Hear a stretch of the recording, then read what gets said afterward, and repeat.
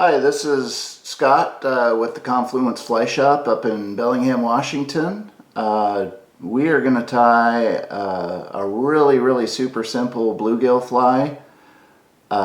This is one of my favorite flies to fish, especially early in the season when the water hasn't quite warmed up and you don't necessarily have bluegill freely coming to the surface, so you got to go down for them. This is a version of the classic bluegill bully that was my #1 fly last year.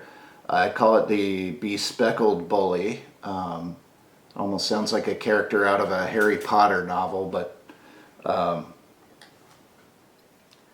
don't know. Maybe that should be bespectacled. But anyway, in my vise I have a Daiichi 1530. This is a standard wet fly hook in a size 10, and we are just laying down a base of thread here before we get started. Now this next step is, I think, one of the keys to why this fly is so effective. We're going to weight it in the back. I've got 0.015 lead free wire, and we're going to wrap that on, and we're going to go about halfway up the shank, and then I'm actually gonna switch gears and wind a second layer over the top of that. So this fly's got some junk in the trunk here. When you're not stripping it in, it's gonna want to sink butt first, and I'll explain a little bit more about that further on.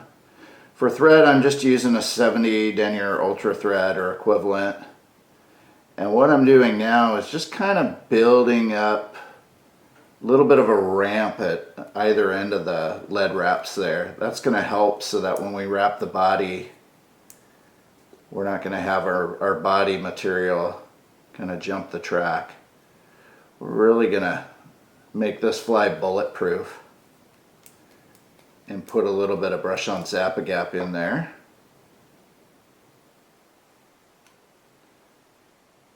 These are an extremely durable fly. If you don't lose the fly on underwater vegetation or lose it to a 6-pound bass that decides it's what it wants for lunch, I've had days where I've probably caught 50 bluegill on one pattern, and it's held up pretty well for me. So you can tie this fly essentially with any color chenille you want, but this particular color here that I'm going to use was numero uno last year. This is a hairline variegated chenille in a black and chartreuse. And I love the look of these flies when you tie them with variegated chenille.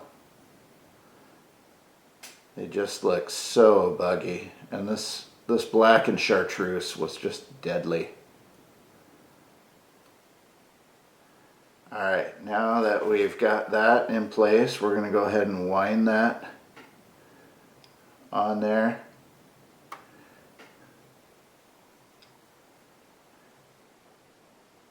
And after I make a few wraps, I do like to occasionally pause and just kind of pull on it, make sure that's seated really tightly. This fly with the lead underbody, sometimes if you don't get it right, the whole thing will spin on you, and then it's going to come undone relatively quickly. And then we're up at the eye of the hook. We'll take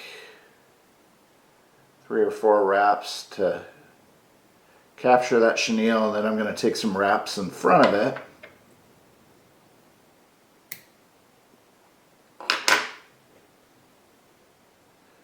And we shall trim that off. And then get a little bit of a head going, and then we're going to put in our magic ingredient here. I've got some black round rubber legs that we're going to tie in.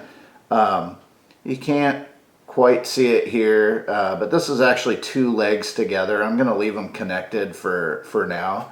they come on a strip and you got to peel them apart by hand, but I find if I keep them together for this first step, it's going to make it pretty, oops, I spoke too soon. Generally going to make them cooperate a little bit more. So I'm just going to center tie that in the middle here.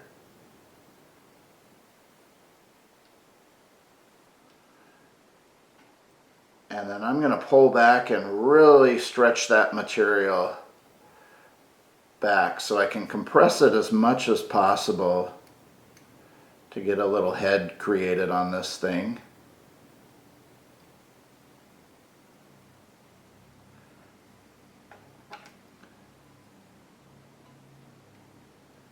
And then we'll go ahead and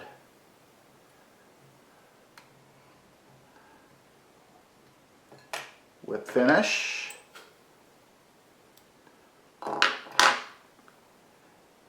And then we'll trim our legs to length. I like these extending back just behind the body, not much. If you make them too long, they'll tend to foul around the hook. And then if you just kind of pull on them, that'll split the ends, and then I can separate it into the forelegs. This is a lovely four-legged creature here. But what's wonderful about this fly, other than being incredibly simple to tie, is that with that weight in the back, when you're slowly stripping that fly forward, these rubber legs are going to twitch and wiggle in the water. But when you stop moving the fly and it begins to sink, these rubber legs are going to still twitch and move forward, which is fantastic.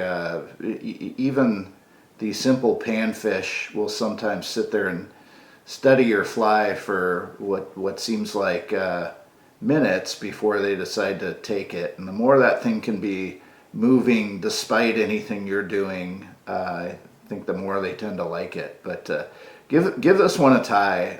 This is one of my all-around favorite bluegill patterns for our local waters and beyond. We're going to finish this off with just a little coating of Solares UV resin.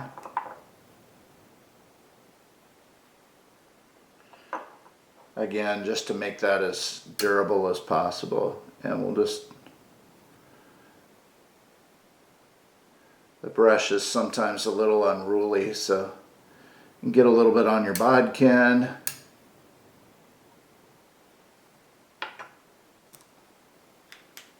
And then you can cure it with the light. Now I got a fly that's going to last through lots and lots of bluegill.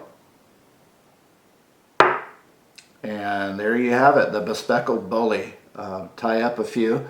Thanks for watching, and please be sure to like and subscribe to our YouTube channel. We're the Confluence Fly Shop in Bellingham, Washington. Have a great day.